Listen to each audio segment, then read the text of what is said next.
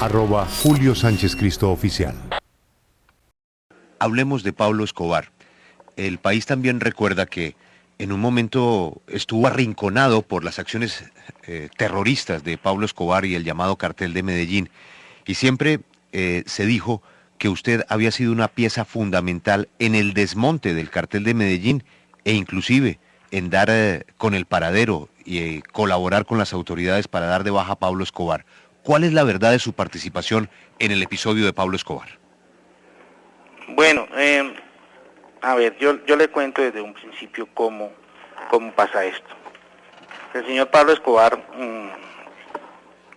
en algún momento, en el año 87, a finales de 87, en diciembre, me llama por teléfono y me dice: hombre, Gilberto, yo necesito que usted me entregue al señor Pacho Herrera, porque él nos ha faltado. Yo he sido un luchador en contra de la extradición, sin embargo, no he encontrado ningún apoyo de ustedes. Él se refería a un apoyo, digamos, cruento, a la violencia, y no he encontrado ningún apoyo. Entonces yo necesito que usted me lo entregue. Yo le digo: hombre, Pablo, yo la realidad es que soy amigo circunstancial del señor Herrera, no soy su amigo personal, no tengo por qué entregárselo porque ese no es mi estilo. Bueno, llegamos a una conversación. La verdad es que yo estaba un poco asustado porque yo conocía más o menos esa gran organización delictiva que manejaba Pablo Escobar. Yo le dije: hombre, Pablo, no puedo hacer eso, no estaba en mi condición humana hacer eso. Me dijo: bueno, Gilberto, entonces quiere decir que usted no es mi amigo, y el que no es mi amigo es mi enemigo, y como enemigo lo voy a tratar de hoy en adelante. Eso es más o menos a grosso modo hasta allí, ¿no? Sí. ¿Y usted cómo reacciona ante esa amenaza?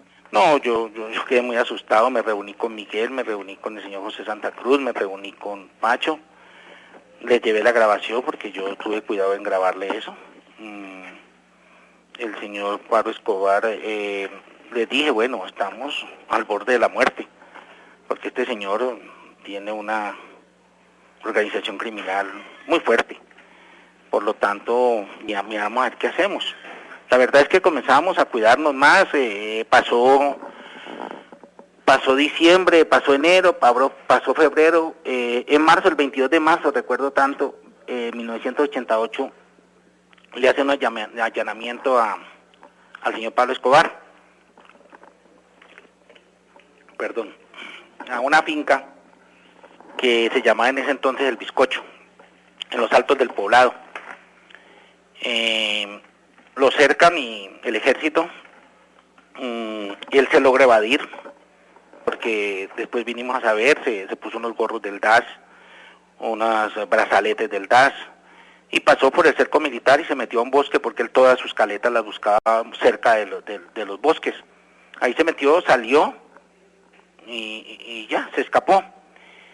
Le hicieron el allanamiento a la casa y ahí encontraron una cantidad de papeles donde se demostraba claramente que nos había hecho inteligencia durante esos 4 meses. Estaban la dirección de nuestras casas, estaban las fotografías de nuestras casas, estaban los teléfonos de las oficinas de nuestras casas, estaban, videos completos de seguimientos a nosotros. Y dijimos: bueno, esto era para matarnos, y él pensaba pues matarnos en grupo, ¿no? Eliminarnos de una manera u otra de una sola vez. Ahí nos dimos cuenta que Pablo Escobar estaba detrás de nosotros. Pero señor Rodríguez Orejuela, eso quiere decir entonces que usted tenía una línea con las autoridades colombianas y me imagino norteamericanas de apoyo, de alianza para luchar contra Pablo Escobar. ¿Cómo se podía manejar una línea de comunicación con las autoridades colombianas e internacionales cuando usted también hacía parte de la red de narcotráfico? Mire, eso no es tan cierto, don Julio. Nosotros no teníamos ni una red ni una comunicación con las autoridades colombianas, ni mucho menos con las norteamericanas. Simplemente cuando nosotros nos dimos cuenta que el señor Pablo Escobar tenía una gran organización delictiva y sicarial, Nosotros buscamos el apoyo, la unión con las autoridades, que ya lo estaba buscando precisamente sindicado de la muerte del ministro y de otros crímenes. En ese momento el gobierno vio con buenos ojos eso. Y la conexión que hicimos con el gobierno la hicimos a través del doctor Jorge Barco, hermano del presidente Barco, que en ese momento vivía en España. Él lo llamamos, viene a Colombia, nos visita en Cali, le contamos la gravedad del problema, le contamos lo peligrosa que era la organización de Medellín. Le mostramos pruebas de los asesinatos y de los crímenes que han cometido, le contamos exactamente con pelo y señales cómo asesinaron al ministro Lara Bonilla y que habían otras personas importantes en el país en la mira de Pablo Escobar. El señor Jorge Barco, con un sentido digamos que patriota, se vino a Bogotá a hablar con su hermano. Le contó al doctor Vigilio Barco. El doctor Vigilio Barco era un hombre pragmático, práctico en sus decisiones. Llamó inmediatamente al general Maza Márquez, que hasta el momento el general Maza Márquez no nos había querido escuchar, porque le daba miedo contaminarse, entre comillas, de los Rodríguez Orejuela o del cartel de Cali, o como se le llamara. De todas maneras lo llamó a Palacio y delante del hermano del doctor Jorge Barco le dio la orden de que nos recibiera información, que nos colaborara y que se volviera aliado de nosotros en la lucha contra el narcotráfico. Yo he visto con mucha extrañeza que siempre el general Maza Márquez ha negado esto. Yo no sé por qué, cuál sea la razón, porque él lo hizo sin ninguna retribución económica, sin ninguna amistad con nosotros. Y entonces en ese momento ya nos comenzó a recibir a nosotros información.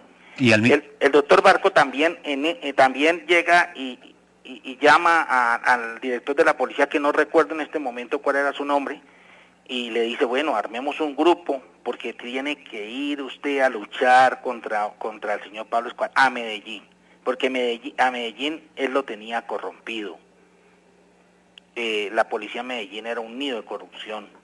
Entonces, ahí es cuando nace el grupo de búsqueda.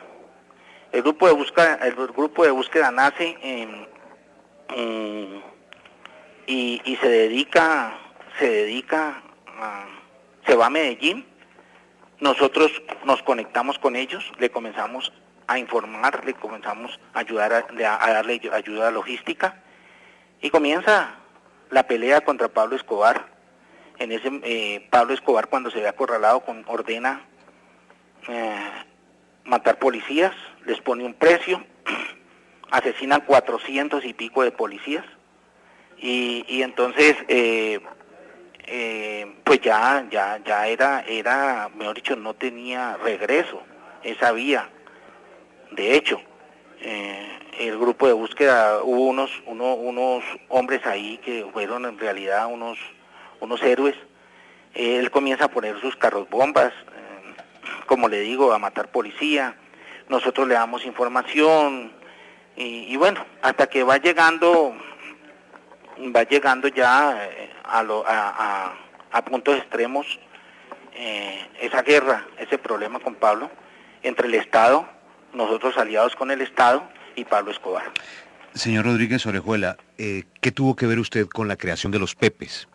Nada, absolutamente nada. Los Pepes fueron personas de Medellín, personas que antes fueron sus aliados, que lo conocían muy bien y que se unieron después de que Pablo Escobar se le comenzó a debilitar su organización. ¿Cómo se puede explicar que estas personas se concentraban en perseguir a Pablo Escobar y no había ningún interés en perseguirlos a ustedes? ¿Quiénes? Las autoridades. Pues es decir, eso es muy normal, eso a través de la historia ha pasado. Nosotros éramos unos idiotas útiles, si lo podemos decir así, en ese momento del Estado, porque el peligro para el Estado en ese momento era el terrorismo que estaba desatando a lo largo y ancho del país Pablo Escobar. Pero es cierto que mientras que las autoridades estaban concentradas en esa lucha contra Pablo Escobar, es cuando se produce el gran crecimiento de ustedes en la industria de la exportación de droga a los Estados Unidos. Mire, don Julio, eso no es cierto. Unos hombres están perseguidos por una organización como la de Pablo Escobar, donde usted se da cuenta que, mejor dicho, podemos decir que el mafioso más grande que dio el siglo XX en el mundo se llamó Pablo Escobar.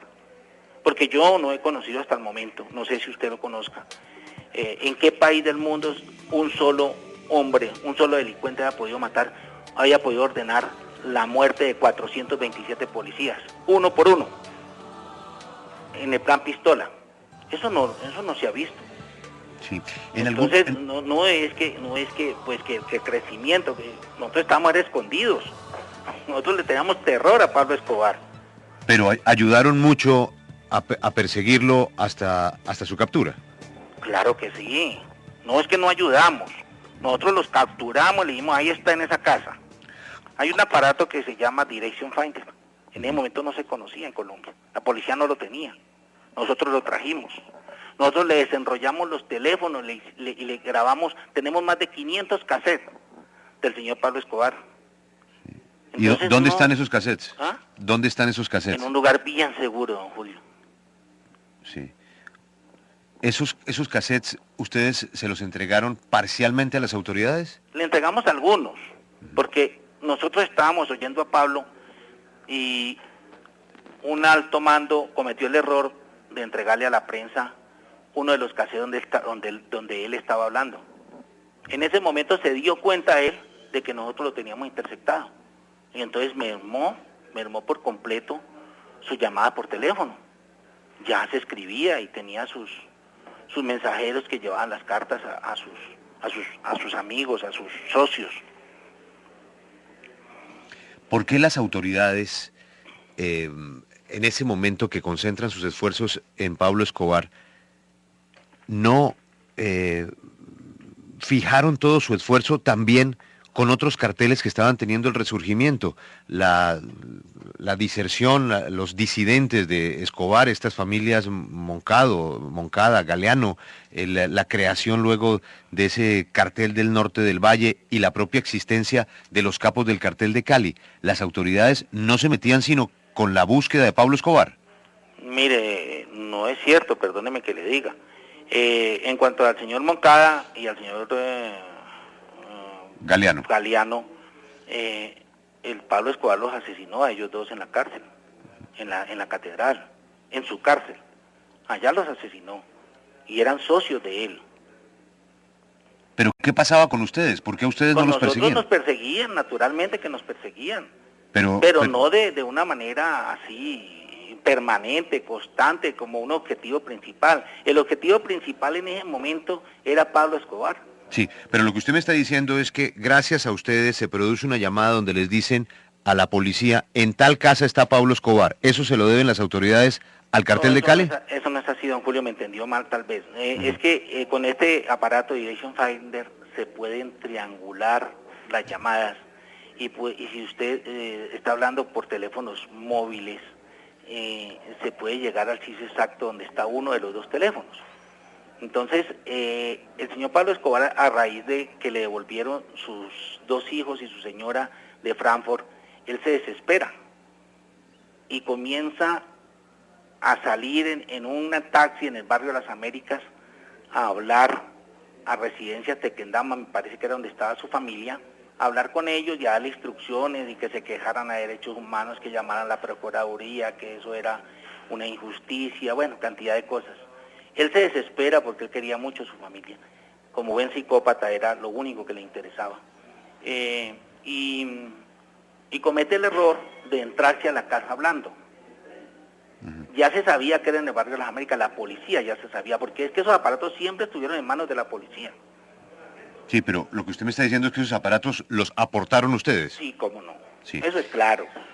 Eso es claro, eso lo sabe el país. Lo que pasa es que lo han mimetizado y está bien y nosotros nos hemos quedado callados. Pero esos aparatos los aportamos nosotros y la información sobre Pablo Escobar la aportamos nosotros. Naturalmente que un coronel que había en ese momento en la escuela Carlos Holguín Sardi era un tipo especializado en inteligencia y también aportó otra cantidad de cosas. Ellos estaban en el terreno, estaban luchando contra él, lo llegaron a conocer muy bien a través del tiempo. ¿Y había autoridades norteamericanas también en la misma búsqueda? No sé. Sí.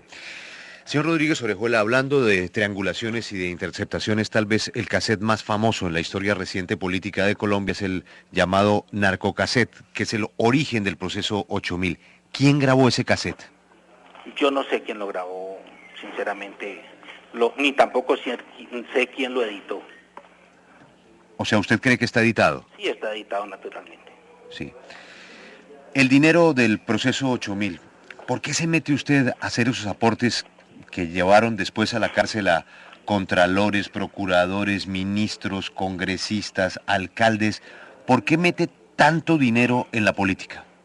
Mire, eso no está probado, don Julio. Eso, digamos que nosotros, he visto titulares por ahí de prensa donde dice que nosotros compramos al doctor Samper.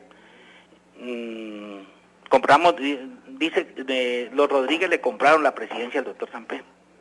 Eso no es en el orden lógico. Esta aseveración en el orden lógico no tiene nada. No es de orden lógico esa aseveración. Pero el presidente Samper le puso precio a nuestra captura. El presidente Samper nos encarceló en pabellones de alta seguridad con reglamentos draconianos. Revivió la extradición de colombianos. Y además la extradición con retroactividad, usted lo debe recordar. El presidente Samper impuso la ley de extinción de dominio e inauguró los desayunos en Palacio para que le aprobaran ese proyecto. Intemporal, con retroactividad también. Entonces habría que escoger entre dos hipótesis. O el señor presidente Samper realizó todas estas acciones con el fin de que los Estados Unidos le perdonaran, confiado en el silencio de los Rodríguez Orejuela, o no recibió dinero. Pero lo que sí tiene que quedar claro al país es que nadie fue más perseguido en el gobierno del doctor Samper que la familia Rodríguez Orejuela, don Julio. Sobre eso no hay ninguna discusión, pero usted entiende que mucha gente se pregunta sobre esto. Todo el mundo ha hablado, menos quienes se supone giraron los 6 millones de dólares para la campaña del 94. ¿Fueron 6 millones de dólares? Bueno, como usted bien lo dice, se supone, pero yo esa pregunta no me la puedo contestar. Esa pregunta está en los expedientes, ha sido preguntada cantidad de veces, y usted se puede remitir a ellos, el periodismo se puede remitir, porque eso ya es cosa juzgada. Correcto, pero mire, en el caso de la campaña, pues hay unos protagonistas muy claros. El presidente tuvo un juicio político, un juicio en la Cámara, él lo ganó, la acusación de la Fiscalía no prosperó en la comisión de acusaciones, pero en otros casos las personas sí terminaron en la cárcel. Me refiero, por ejemplo, a Fernando Botero, a Santiago Medina. ¿Con esas personas ustedes tuvieron los contactos para los aportes a la campaña? No, don Julio. Si usted lo que pretende es que yo le diga hoy que sí le aporté plata al señor Samper, que sí participé o que sí participamos económicamente en la campaña del doctor Samper, pues no, esa respuesta no, la verdad es que no viene al caso. No. O sí, pues viene al caso, en su afán periodístico, pero yo no la voy a responder, excúseme usted. Es decir, que usted se va a llevar esa respuesta para los Estados Unidos. Ay, Dios mío. Mire, no, yo voy a llevar todas mis memorias a los Estados Unidos. En las conversaciones preliminares, de las que también se ha especulado muchísimo sobre qué va a pasar con usted en los Estados Unidos, ¿alguien le ha dicho o le ha hablado que de pronto, para mejorar sus condiciones carcelarias en los Estados Unidos, la situación de su familia, la famosa lista Clinton, la prisión de alta seguridad donde usted va a estar, los propios castigos o juicios que conllevarán a unos castigos en los Estados Unidos, van a depender de que usted finalmente aclare esta historia del proceso 8000? Mire, yo le quiero decir una cosa, don Julio, bajo la premisa de que nosotros tengamos que delatar a alguien, no habrá nunca una negociación. Entonces, le quiero decir que nosotros podríamos llegar a unos acuerdos con los Estados Unidos, dando nuestra libertad el resto de nuestra vida si nos toca, entregando eso, entregando unos bienes que tenemos y que se los podemos entregar, ¿no? ¿A cambio de qué? Pues de golpe de que nos den una cárcel de mediana seguridad. Nuestra familia ha sido perseguida sistemáticamente, nacional e internacionalmente. Y eso se ha materializado en las violaciones graves de sus derechos fundamentales. Eso sería una de las cosas que buscamos, que vamos a buscar, que se le respete el derecho a la vida, que no se limita a sobrevivir de modo mínimo, sino que contempla una vida con calidad y con dignidad y que no se la han querido dar a nuestra familia. Cuando usted lo capturan, el ministro era Fernando Botero, el ministro de la Defensa. El director de la policía era el general Rosso José Serrano. ¿Usted alguna vez habló en épocas de campaña con el exministro Botero? Nunca. ¿Alguna vez habló con Santiago Medina? Lo conocí por sus anticuarios, por su arte, por sus cuadros, por la venta, por la negociación de arte. ¿Y ese es el canal para vincularse usted a la campaña del 94, esa relación? Mire, don Julio, yo siempre de una manera u otra estuve vinculado en los últimos 20 años a todas las campañas. Eso quiere decir que a los últimos 4 presidentes de Colombia, que son los últimos 20 años, o a los últimos 5 presidentes de Colombia, de una u otra forma, ¿usted les apoyó económicamente? No, don Julio. Los apoyos a una campaña o la vinculación a una campaña no necesariamente tiene que llegar a una relación personal con el futuro presidente o con el candidato del momento. No, tal vez no me expliqué bien en la pregunta. Es si a esos últimos 5 presidentes de los últimos 20 años llegaron aportes de ustedes a esas campañas, aportes económicos. Bueno, yo diría que regionalmente se le colaboró a algunas personas, pero no directamente a los presidentes. La O lista a los Clinton. candidatos, mejor dicho, no a los presidentes, a los candidatos. A los candidatos. La lista Clinton, hay noticias sobre la posibilidad de que comiencen a salir algunas empresas relacionadas con ustedes de la lista Clinton. Esta es una primera señal de los borradores de los acuerdos que podrían existir entre los abogados de ustedes y los Estados Unidos. Hay un poco de desinformación frente a la lista Clinton. Yo creo que la lista Clinton no ha salido nadie. No ha salido nadie. La lista Clinton únicamente dio unos permisos, o sea, la OFA dio unos permisos para que la rebaja pudiera negociar, Drogas La Rebaja pudiera negociar con algunos proveedores multinacionales sin que fueran multados. Pero de la lista Clinton en sí no han salido ni empresas ni personas. ¿Cómo se puede explicar que en este momento ningún bien de ustedes haya regresado al Estado? Pues porque hay una cantidad de bienes que no son producto del narcotráfico.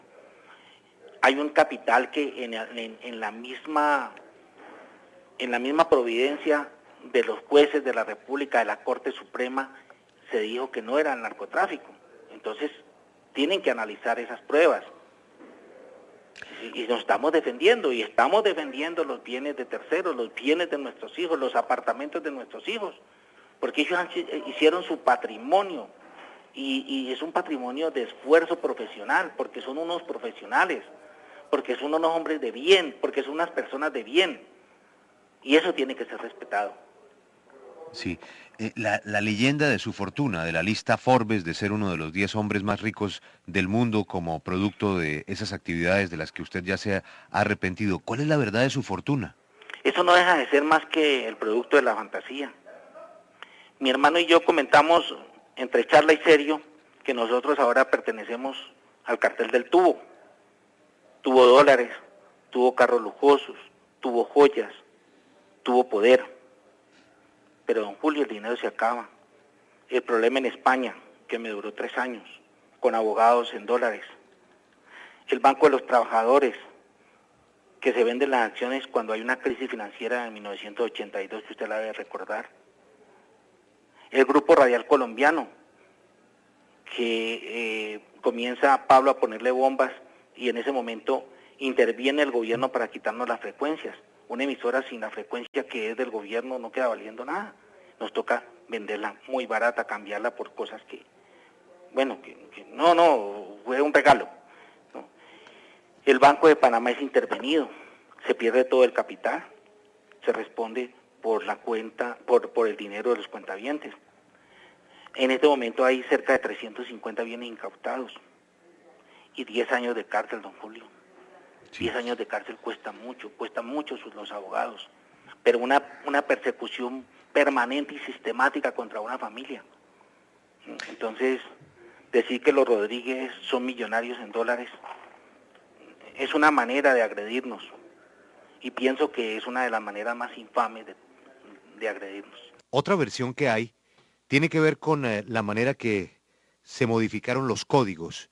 A usted le han comparado con un jugador de ajedrez precisamente por lo que hizo en el Congreso, con abogados, exmagistrados, la manera como se acomodó la ley en favor de ustedes. Bueno, a ver, le digo, a mí me parece que el Congreso de la República es como el templo de la democracia y es donde se deben ir a discutir pacíficamente todos los problemas de Colombia. Por ejemplo, yo vi con buenos ojos de que los señores paramilitares fueron al Congreso. Ojalá mañana la guerrilla también vaya al Congreso. Y eso permita de que se desarmen, no solo las armas físicas, sino también los espíritus. Que la gente pueda hablar en el Congreso de la República. Que la gente pueda decir lo que siente, lo que quiere y por qué llegó a tales cosas en el Congreso de la República. Por lo tanto, eso del lobby en el Congreso de la República a mí no me parece ni una jugada de un ajedrecista, ni un mico, ni una trampa. Así lo toma el periodismo en Colombia, pero no estoy de acuerdo, respeto mucho, eso sí, los conceptos que hay sobre eso. Eso Entonces, quiere decir que usted no lo niega, es decir, que usted ha participado en promover reformas de la justicia colombiana. Mire, yo no soy abogado, yo no he participado. Pero digo, abogados... Pero sí hay abogados que han participado en la discusión, pero es más, no han podido participar porque no los han dejado participar. Pero yo quisiera preguntarle una cosa, don Julio. Si somos tan hábiles para torcer los códigos, como dicen, ¿por qué estamos en la cárcel? ¿Por qué nos condenaron? ¿Por qué a mí me metieron 16 años 5 meses? ¿Por qué a mi hermano le metieron 17 años? ¿Por qué mi hermano sigue en la cárcel? ¿Por qué nos siguen tratando de esta manera, no solo a nosotros, sino a nuestra familia? ¿O es que los códigos que según los medios de comunicación y algunos personajes dicen que nosotros los hicimos amañados, no los están aplicando y la Constitución no está funcionando? ¿O no hubo nunca nada de eso de lo que se refiere usted? Pero ¿no será que de pronto si no se hubieran hecho esos cambios serían mucho más duros hoy? Mire, al señor que mató no sé cuántos niños y los violó y los mató. Se metieron 40 años, que quiere decir que eso los paga con 15 o 16 o 17, con trabajo, con estudio y con la libertad condicional que le pueden dar por buen manejo. Entonces, ¿qué quiere decir eso? Que la mayor pena es la que hemos vivido nosotros. Sí. Porque con estos 10 años, estos 10 años que va a completar mi hermano y yo el año entrante, nosotros estaríamos pagando la máxima condena en Colombia, que es de 30 años. Pero es que ahí es donde viene la crítica de la opinión pública. Es que volvemos al tema de los dineros que entran a los políticos sin poner nombres propios.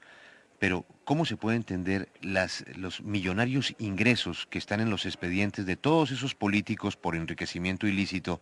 Estuvieron en la cárcel o reconocieron haber recibido unos dineros. Estamos hablando no de solamente la campaña presidencial del 94, sino de muchos aportes que entraron a políticos que desde el Congreso tenían una vigencia. Y si usted reconoce que en ese templo de la democracia se podían cambiar o hacer sugerencias para cambiar los códigos por parte de abogados de ustedes o de personas que estuvieran de acuerdo con eso, es donde no se entiende esa participación en la política de los dineros de las actividades de ustedes. Si no era para eso, ¿para qué meterle tanto dinero al Congreso? Mire, don Julio, dígame una cosa, yo creo que usted lo sabe perfectamente, la extradición existe, ¿cierto? Sí. Bueno, y la quería meter con retroactividad. La extinción de bienes existe y está con retroactividad, es intemporal. El enriquecimiento ilícito, el único país del mundo donde existe el enriquecimiento ilícito como delito autónomo es en Colombia. O sea que cualquiera es susceptible a ser procesado y encarcelado por enriquecimiento ilícito. Cualquier persona, porque es un delito autónomo, porque no se necesita haber cometido otro delito para que usted sea sindicado de enriquecimiento ilícito. Me explico mejor. El enriquecimiento ilícito se invierte la carga de la prueba. Es usted el que tiene que probarle al Estado por qué en su declaración de renta o en su patrimonio hay dinero o bienes que no están debidamente justificados. O sea, que uno de los códigos más duros del mundo es el Código Colombiano. Que lo apliquen para los Rodríguez únicamente, eso sí no sé, no me le podría explicar, sí. Pero que es un código severo. Usted ha contestado todas las preguntas en este reportaje, hay otras que se ha reservado. Ya se me acabó el tiempo, sí. Ya no me da más tiempo aquí. Me queda solamente una pregunta que se la he hecho varias veces y se la quiero hacer por última vez. ¿Por qué haber invertido tanto dinero en los políticos, señor Rodríguez Orejuela, en la clase política, en el apoyo a una campaña presidencial? Usted dice que a muchas en los últimos 20 años. ¿Para qué invertirle dinero de unos fondos que provienen de actividades ilícitas a personas que están en la actividad pública? ¿Cuál era la razón para meter ese dinero en la política?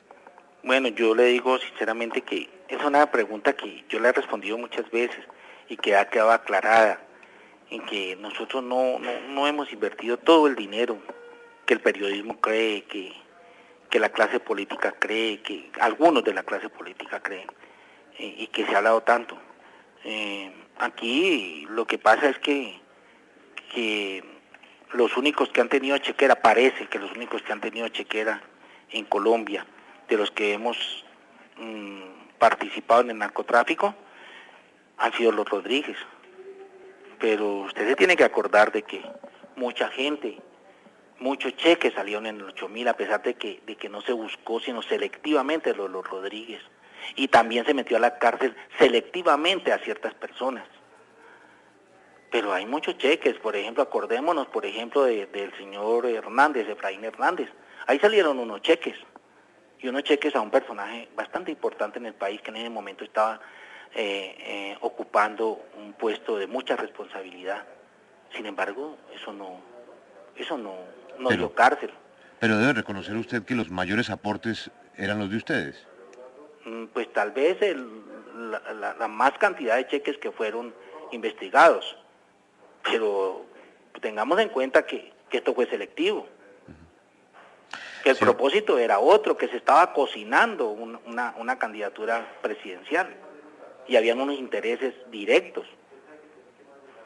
Es decir, usted lo que está diciendo es que el exfiscal Alfonso Valdivieso seleccionó unos cheques con un propósito político personal. Me lo está diciendo usted, don Julio. ¿Por qué ha querido dejar este testimonio con su voz en esta entrevista, señor Rodríguez Orejuela? Porque creo que usted es uno de los mejores periodistas de Colombia y porque por lo menos ha tratado con justicia a nuestra familia. Señor Rodríguez Orejuela, muchas gracias por atendernos y estaremos atentos al desarrollo de su caso y a lo que pase en las conversaciones que tenga con las autoridades norteamericanas. Nuevamente, muchísimas gracias por este reportaje. Muchas gracias, don Julio, le agradezco mucho. Acompáñenos en el canal de YouTube @Julio Sánchez Cristo Oficial.